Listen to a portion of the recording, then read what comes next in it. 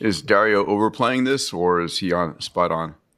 Oh no, he's underplaying it for sure. Underplaying it. My predictions is 10, 20, 30, 40% unemployment in some sectors. And what time frame? Within the next 2 to 3 years. So we have yet another shocking prediction, this time from a former Google executive who warns AI could wipe out 40% of jobs in some sectors within just 2 to 3 years. And this isn't his first warning, by the way. Gawdat's been sounding the alarm on AI for years, and now he's pretty much doubling down. So in today's video, we'll be breaking down the entire 2.5-hour podcast episode, where Mo, along with several other high-level tech founders, debate AI job loss, universal basic income, autonomous weapons and AI warfare, the AI race between China and the US, and what kind of future we may be heading into. And as you'll see, the debate does get pretty heated at times. Mo has to give them a reality check every once in a while, but overall, this was an extremely insightful and important conversation that I thought deserved more attention. Let's get into it. Alright, so right off the bat, they bring up CEO of Anthropic, Dario Amodei, who's been making the rounds recently, warning that AI could replace up to half of all entry-level white-collar jobs within the next 1 to 5 years, and push unemployment to 10 to 20%. Peter Diamandis, the host, turns to Mo Gawdat and asks what he thinks of that. Here's his shockingly thorough response. Is Dario overplaying this, or is he on spot on? Oh no, he's underplaying it for sure. Underplaying. My predictions is 10, 20, 30, 40% unemployment in some sectors. And what time frame? Within the next 2 to 3 years. Yeah. I think everyone, there are always 3 questions to answer. One is, does anyone on this call believe that the technology is not going to catch up for some of those jobs that, like a graphic design or a video editor, for example, those sectors are gone. I mean, today with Vio 3 giving you a minute of video that's better than Avatar for 17 cents, you can create the movie Avatar for around $1,500 if you make mistakes on the way, right? So that, I don't know how we can save those jobs, to be quite honest. If that's the case, then the next question becomes financial, right? Because, if we had not been stuck in a system of capitalism where the entire profitability of a business and the legal requirement of a CEO is to prioritize shareholder, gains, and accordingly, I do not see a situation where people will be given 2-day working weeks, paid the same. The third is ideological, to be very honest, because even things like UBI sound quite a bit like socialism or communism to me. So there will be quite a bit of resistance before we can get to the point where governments accept that these are systems that they will adopt. So in my mind, jobs will be lost in some sectors earlier than others, and we can name quite a few of those. But when they are lost, they're going to be lost massively. On the other hand, the ideology and the existing system will not allow us to replace that quickly enough because we're not awake. And I think the more interesting one in the statement that Dario mentioned is that he says 10% economic gains.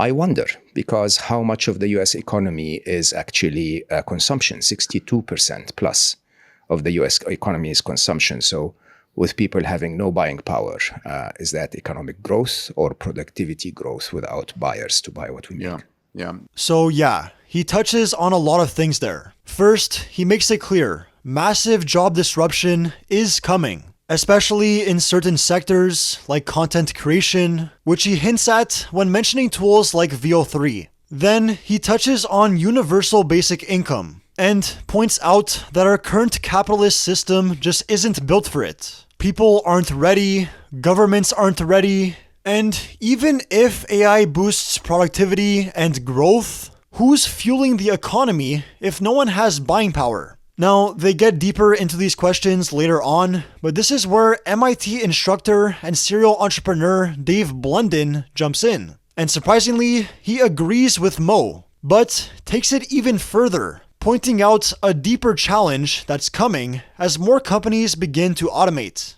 And so now it comes down to, are we going to design a world that is good for people or not? And so I think it's completely in our control. I also really believe that, yes, there's huge amounts of job displacement coming because, as Mo pointed out, the natural capitalist action is to say, what can I automate away, reduce the cost by 99%? That all becomes bottom line profit. So the valuations of companies that automate are going to go way, way up and create a huge amount of wealth. Where does that wealth land? And, as I've been saying on this podcast, it's naturally going to land in relatively few hands if nothing changes. And that's what's going to create all kinds of social unrest in transition. But the amount of value and the greenfield opportunity is so much bigger than the amount of job loss. And so if we're quick and intentional and we turn a lot of that AI horsepower into working on what can we build, if I can write 3 million lines of software in a single night, that's the equivalent of hundreds of millions of dollars of R&D in a single night. What can I build that is making people happier and more productive and feeling valuable and having a sense of purpose? And if we focus on that, we actually can avoid the dystopian outcome. So I think what he said there is really important. On one hand, AI will almost certainly exacerbate the concentration of wealth, a trend that's already well underway. But that's also assuming nothing changes. I mean, once we get to 10 or 20% unemployment like they're claiming, I don't think government is just gonna sit there and do nothing. It's hard to predict how they'll actually respond, whether it's with UBI, new labor policies, or something else entirely. But at that scale, something is gonna have to give. Now, here's where Salim Ismail chimes in, another serial entrepreneur and major investor who takes the opposing view. He argues that AI will actually create more jobs than it replaces, just like we've seen in every past technological revolution. Check this out. Yeah, two points here. First is, before Uber came along, we didn't notice that there was this huge labor liquidity opportunity. And then Uber comes along, and all of a sudden a single mother can drop her kids off at school, drive for 4 hours, pick them up again that afternoon, right? And have a kind of a functional, much more functional world than before. And we soaked that up very quickly. We didn't notice that. We didn't notice it on the abundance side. I don't think we'll notice it as much as we automate also. I'm still banking and hoping that my 13-year-old will never have to get a driver's license. So we'll see when the curves hit of autonomous driving versus people wanting to. I think we'll just do, as we've seen before, a ton more driving. And we'll just have a lot more little road trips and little errands that we didn't have to do now can be done by a Waymo or a Tesla. And I think we'll just have what we've seen historically repeatedly is that when you automate, you increase capacity, you don't decrease. And so in the truck driving example, I think we'll see a ton more truck driving that's autonomous, and the amount of truck drivers won't change very much. That's my prediction. Let's see if I'm right or not. So that's definitely a fair point. And you can't say he's not historically accurate. But here's what I think he's missing. And this is just my personal opinion. Specifically, in the truck driving scenario he brings up, I really do think we'll reach a point where self-driving vehicles become so safe, we'll actually look back in disbelief that we ever let humans drive. I mean, feel free to disagree. I know it's a hot take. But with car accidents being one of the leading causes of death worldwide, I just don't see how it makes sense to keep humans behind the wheel, especially if autonomous cars get to a point where they're hundreds of times safer. And this logic also applies more broadly to any field where lives are at stake, like healthcare, and where human error is a real risk. Now, after Salim's take, the conversation started leaning a little too optimistic, maybe even out of touch. And that's when Mo decided it was time for a much needed reality check. You'll see they were right in the middle of discussing a future where an Uber driver might manage multiple self-driving cars and have them go out and make money for him. And well, Mo just wasn't having it. When I look at the Waymo, it's an expensive car. right? The Waymo's coming in at something like north of $150,000. So you're not buying them and putting a fleet out. The Cybercab, if it really comes in at 30K or below, I could see Uber drivers buying a fleet of Cybercabs and having the Cybercabs work for them. But it's going to take that kind of a price point to really do a transition to the point where I don't need a car anymore. My AI is ordering it in advance of when I need it. I walk out the front door, it's waiting for me because my schedule is known by my AI. Mo, thoughts on... I mean, well, I love you all, you know that. So please don't be offended by what I'm about to say. Speak your mind. All that you guys talk about is problems of privilege. It's like, my traffic jam, I want to make sure that my cab is waiting for me outside. And just go tell those things to the cab driver that actually is feeding 4 and working 2 shifts, right? And this I agree with Dave 100%. We have a choice to design our future. Now, when you really think about it, and when wonderful humans like you are thinking this way, what do you think the choice will be? Your question, Peter, was how would that impact on civil unrest? Well, if they heard this conversation and how careless we are about their jobs, saying things like, yeah, they'll figure something out. I heard that a million times. What will they figure out? I want someone who tells me that we will find new jobs and upskill them. Tell me what those jobs are so that we start upskilling them. So yeah, he straight up calls them out for being out of touch, and you can tell they weren't too happy about it, even though they played it cool. But honestly, he's right. I mean, a lot of people aren't taking this seriously enough, especially when they know it's not going to affect them. And I think that disconnect is exactly what we're seeing play out right now, with how fast the AI space is moving and how little accountability there is. Naturally, that last exchange shifted the conversation toward UBI, Universal Basic Income. They didn't say anything particularly groundbreaking here, mostly just reiterated the common challenges that come up anytime UBI is mentioned. Questions like, where does the money come from? How much does each person get? Does it depend on factors like how many kids you have, what job you worked, etc.? They also pointed out that the current system just isn't built for this kind of shift, especially when 62% of the US economy is driven by consumption, and most people can't consume if they're not earning. Then they move into a concept called the Singularity Sprint. Essentially, the idea that we're entering a shrinking window of opportunity for people to build, adapt, and take advantage of AI before the systems themselves become too capable to compete with. Check this out. So the idea here of the Singularity Sprint is you have a window of time to build something awesome, and that window is limited. So I'll read, it says, the anxious all-out rush to launch bold projects or startups right now, driven by the fear that rapidly advancing AI will soon erode human leverage and make long horizon careers bets obsolete. And quote, after graduation, a lot of my friends skip safe jobs for their own ventures, classic Singularity Sprint vibes.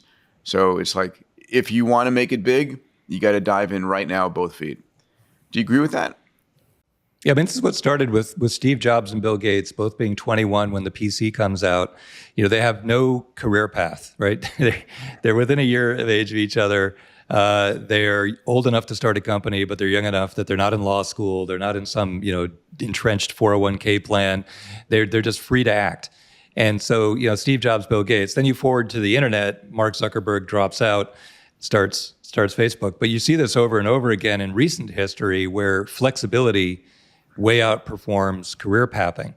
So going forward, of course, that's going to accelerate with the Singularity. So now, yeah, you'd be crazy to get too deep into some trench when you know the amount of change is accelerating like crazy. So I do actually agree with this. There's probably never been a better time to build something or to start a business than right now. But this is also where Mo steps in again with another reality check about who's actually going to benefit from this wave of opportunity. Mo, bring us back to reality here. Do you disagree with this? I think Dave's point is so spot on. If you're 21 like Bill Gates or Steve Jobs, if you really think about those who already have a mortgage, how will UBI work for those? Because remember, we pay people for the value they bring. So when nobody's really bringing value, then do you pay someone who has a mortgage and 4 kids a little more than someone who has a lesser mortgage and 2 kids? Or do you reward someone who worked on a shoestring for a while and didn't have a mortgage? I don't know. Okay, but my question is, are we thinking about those things? And then, of course, when we talk about entrepreneurship, it's so easy for us to talk about that. Everyone here has started or co-founded or invested in tens, if not hundreds of companies. That's not natural for people who were trained all their life to just go get a job. And all of that, by the way, everyone here knows I am the biggest believer in total abundance. Once we cross this short-term dystopia, if you want, total abundance. Like we can create a world that we can't even dream of. It's just that we have to be super realistic about the challenges in the short term. And rather than talk about the opportunities and tell people, hey, you take charge, you go ahead and start a business. I mean, honestly, even I today am struggling to start a business at this pace. I mean, seriously, and I've started countless businesses. Yeah, it's so difficult to keep up. So this is honestly a very reasonable take. I agree with pretty much everything he said there. And just to add to it, we also can't all be entrepreneurs. Sure, the traditional 9-to-5 might fade away over time, but that doesn't mean everyone's suddenly going to launch a startup and start running an entire company on their own. I mean, most people just aren't cut out for it, and I just don't see how it's feasible. But I'm curious to hear what you guys think about this, and how you see this potentially playing out, because it's definitely still early, and as Dave Blundin pointed out earlier, we can still decide our fate. Now, to close things out, the group shifts towards some of the broader ways AI could reshape society, starting with education, where they talk about the potential for more personalized, accessible learning. They also touch on existential risks, like self-improving systems that eventually spiral out of control. One point they bring up is how early on, the belief was that AI should never be given internet access or taught to code. And yet, those were some of the very first things we did. Then there's the AI race between the US and China, where they all surprisingly agree US chip export controls were a major mistake and might have actually backfired, forcing China to develop its own hardware and potentially speeding up their progress. This is where Mo comes in with his third and final reality check of the episode, and refers to the AI race as the dumb race to intelligence supremacy. Take a look. I mean, we're 3 seconds to midnight on nuclear investments that are now, I don't know how many years old, and it never really stops once you go down that path. And humanity never learns. I mean, seriously, we all know that AI will go out of control within the next 5 to 10 years. We all know that we're going to hand over to them. And I don't mean a rogue AI is going to get out of control. It's just like Google's ad engine is no longer controlled by a human because the task is too big for humans to be able to do it. And yet we're building autonomous weapons after autonomous weapons, knowing for a fact that every other opponent in, anywhere in the globe is building them too. I don't know where humanity's intelligence has gone, really. That dumb race to intelligence supremacy, to defense supremacy is just, it has to stop, honestly.